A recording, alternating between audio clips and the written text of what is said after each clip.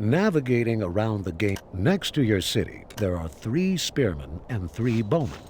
To determine the class of a unit, hover the cursor. Very good. You can move multiple units at once by left-clicking and very good. You can also add multiple. Good job. Let's set your well done. Sometimes you may want your. Notice that the cursor changes to a flag. Well done.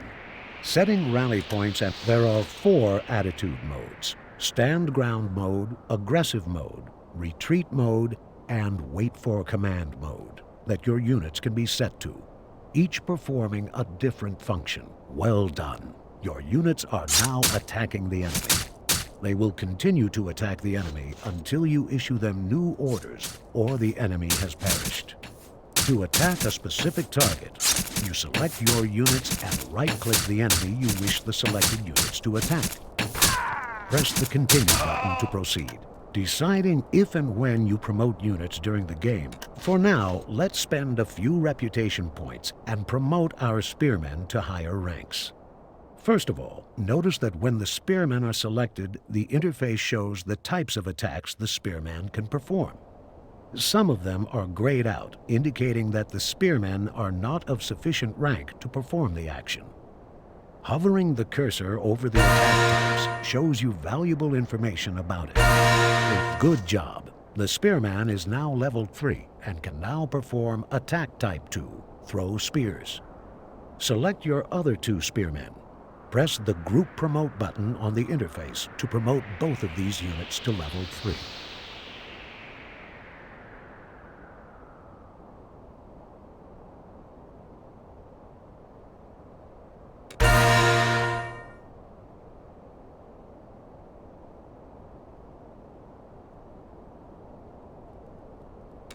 Great! All 3 of your spearmen are now level 3 and can perform the Throw Spears special attack. Press the Continue button to proceed.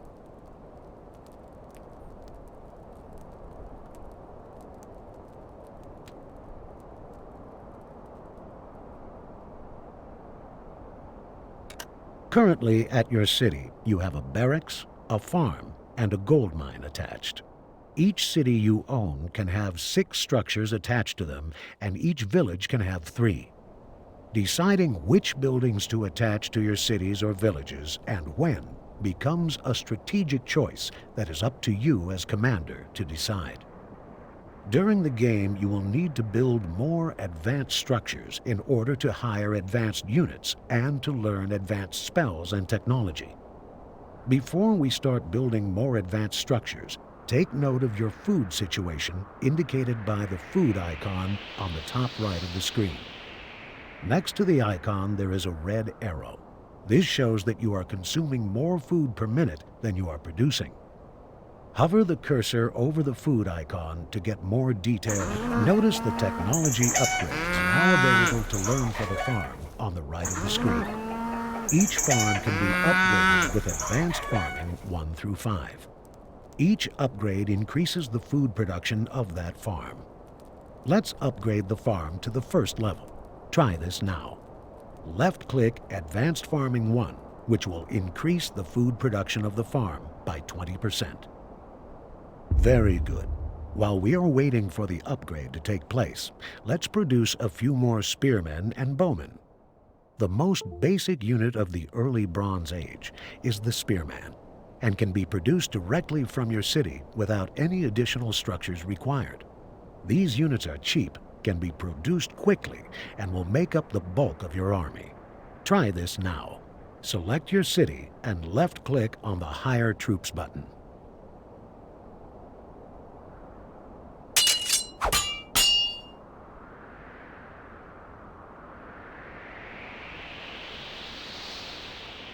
Notice on the right of the screen, a new interface has opened which shows the types of units that can be hired from the selected structure. First in the list is a spearman, followed by an ambassador and a spy. The spy is grayed out because we currently do not have the necessary skills to hire spies. More on spies later. For now, let's create 2 more spearmen. Click the spearman icon twice to queue up 2 spearmen.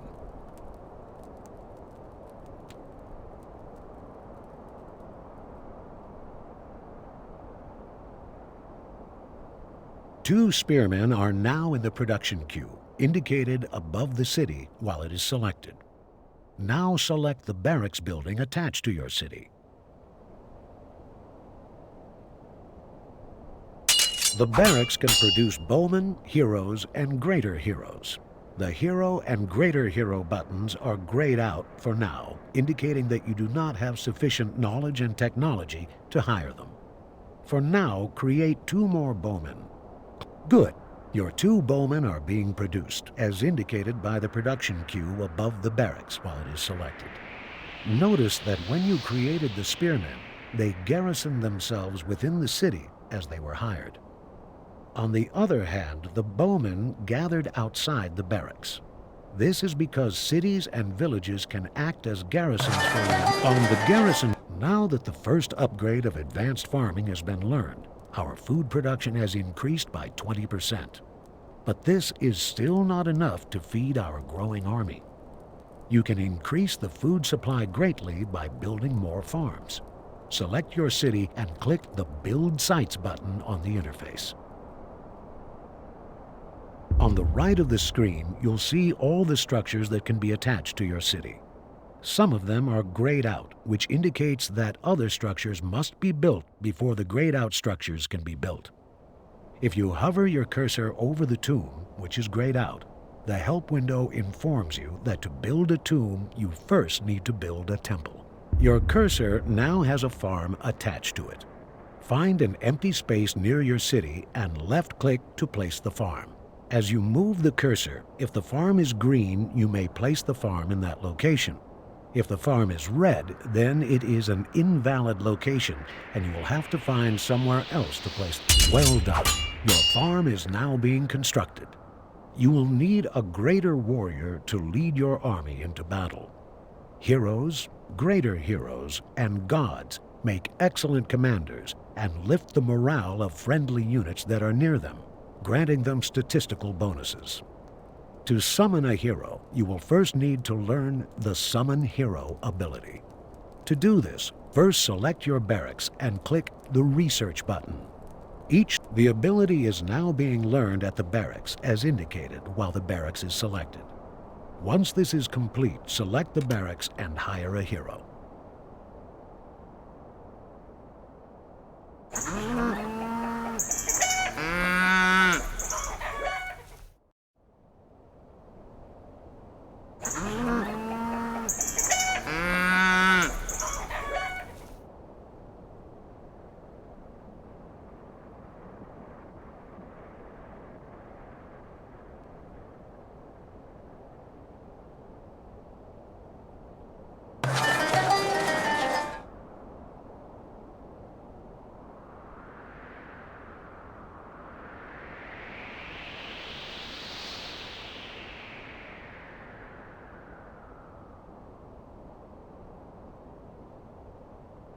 Well done. Your cursor now has a farm attached to it. Find an empty space near your city and left-click to place the farm. As you move the cursor, if the farm is green, you may place the farm in that location. If the farm is red, then it is an invalid location. The ability is now being learned at the barracks as indicated while the barracks is selected. Once this is complete, select the barracks and hire a hero.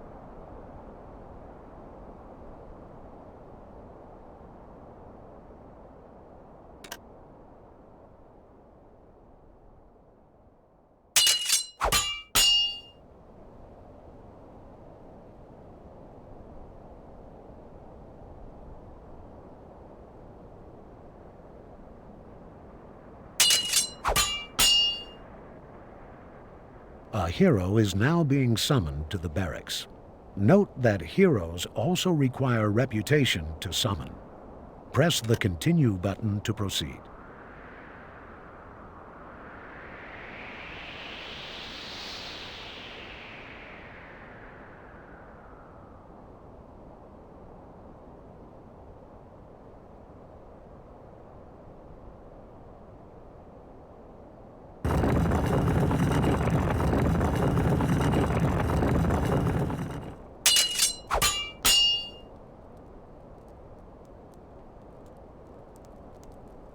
There is a village just north of your city. It's time to attack it and claim it as your own to expand your early Bronze Age empire. Before you begin moving your troops, set your hero as a commander. To do this, select your hero, then click the Assign Commander button from the hero's interface. Now that your hero is a commander, notice that any of your units that are near him gain a morale bonus shown on the game interface. The closer your units are to their commander, the greater the bonus they receive. You may have one commander on the battlefield per city you own.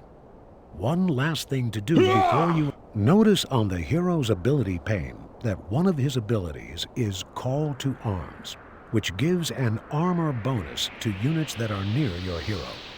First, you need to learn the Call to Arms ability. Select the barracks, then click the Learn Abilities icon from the user interface, and then click the Call to Arms ability to learn it. Once learned, your hero will then be able to cast the spell. Cast this ability now by clicking the Call to Arms button.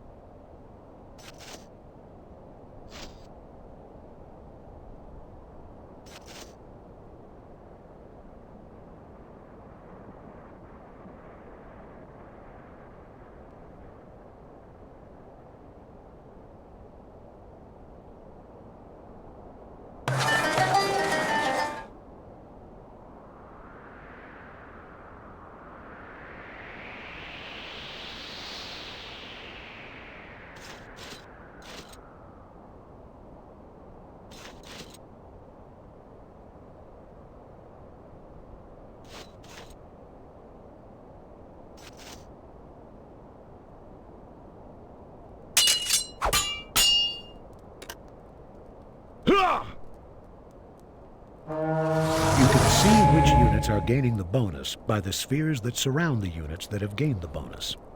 Move your units near to your hero to see the effect. Units that move too far away from your hero will lose the bonus. Attack the village now and claim it as your own.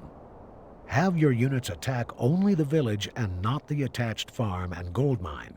This way, once your army captures the village, you will also own the farm and mine and have extra resource income without having to construct them yourself.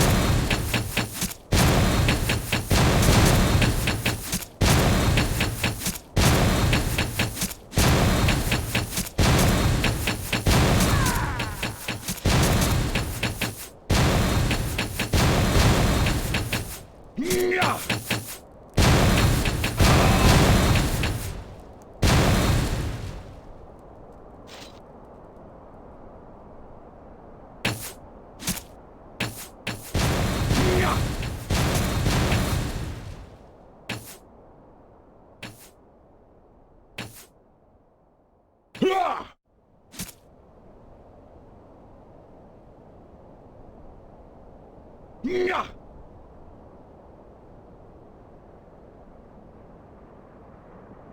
Yeah!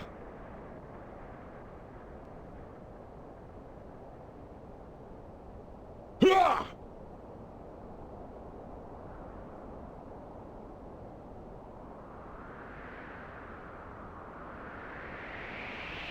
Yeah!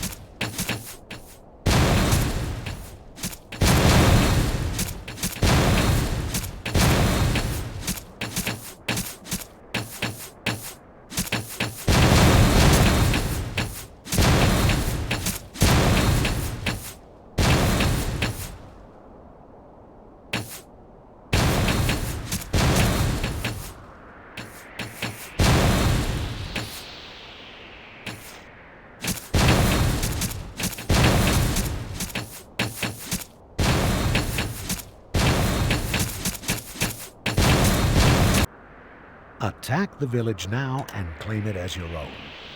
Have your units attack only the village and not the attached farm and gold mine.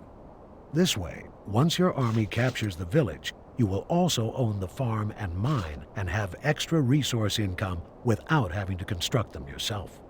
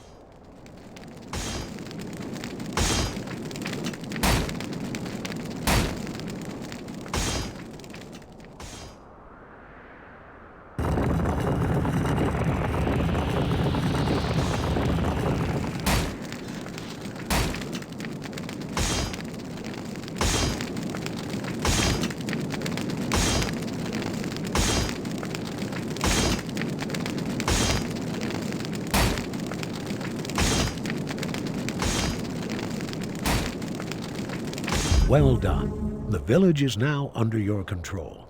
Notice your population icon at the top of your screen.